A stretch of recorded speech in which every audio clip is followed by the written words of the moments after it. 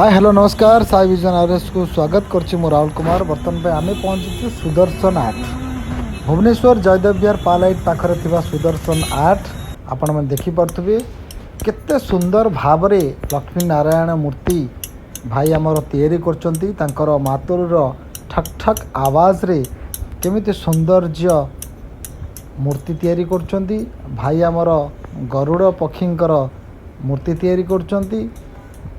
आपण मैंने थरुटी जगह को बुलिया पाई केबे आसंतु देखिए केते सुंदर सुंदर मूर्ति सबू अच्छी। सबु प्रकारर एठी मूर्ति मिलिबो एवं बहुत कम पैसा।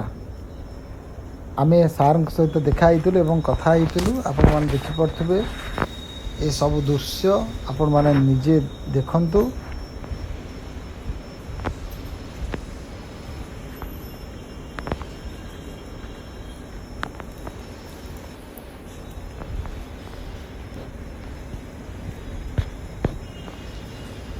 देखो केते सुंदर सुंदर मूर्ति देखो सब तैयारी आपन को सब वीडियो माध्यम रे जनाऊँगी। आपण मैंने देखु